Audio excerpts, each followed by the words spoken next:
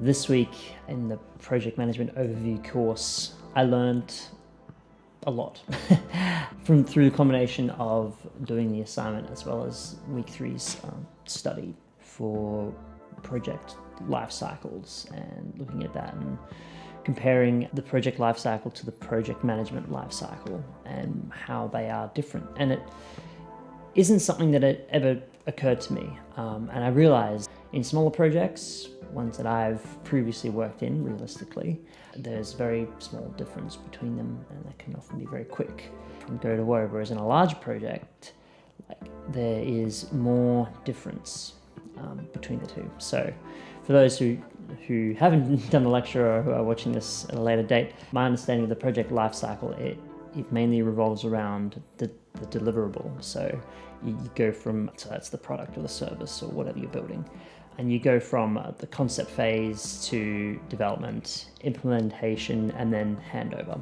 One of the examples was that they gave in the lecture, it's like, we need a bridge, let's design the bridge, let's build the bridge, and there's the bridge.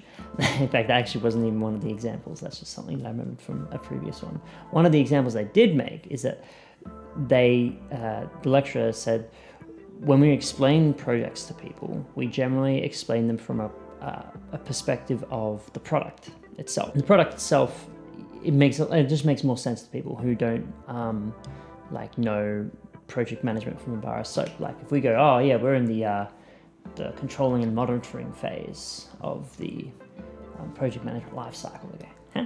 Well, what are you talking about? But if you say, we'll say we're building a house. Oh yeah, no, but we're putting the roof on. Like that was the example they gave in the lecture, and I was like, oh yeah, that's how even I would have explained. In the various projects I've done, we're up to this phase, and it's all about that deliverable.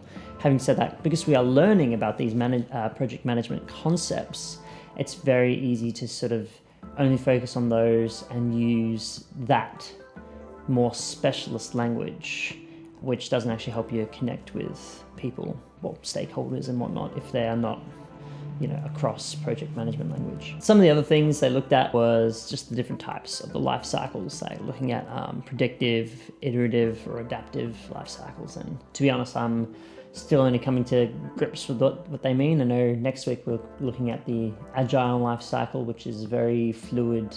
My understanding is it's very fluid. It'll be very interesting to see how my understanding changes over the next few weeks, I feel. Other aspects of the learnings that we're looking at were, in a nutshell, they were looking at what changes can be made.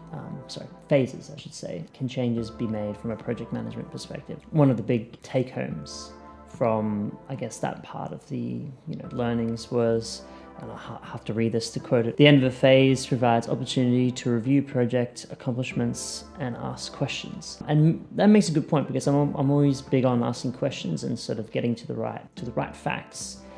But it's important to realize that you don't actually want to do that the whole time, because then you're just creating uncertainty. So when you're at a clear end of a phase, that is the time to reflect and ask questions and really sort of rehone the objectives. Something I read in Good to Great, and I wasn't going to mention this, but I will anyway, was to the effect of plans are good, but planning is better. And I guess that means like the actual activity of planning and getting better at planning is actually ultimately better than the plans themselves, because realistically, we as project managers, we're still human, and there's things that we will, especially earlier on in my careers, like me, there will be things that we don't understand or miss. And so the actual planning process is more important than the plans themselves. And that, I guess, sort of points back to at the end of the phases, being able to go, okay, what part of the plans aren't working? Let's ask questions. How can we make this better to just increase the overall success of the project, and also the chance that you won't lose your job.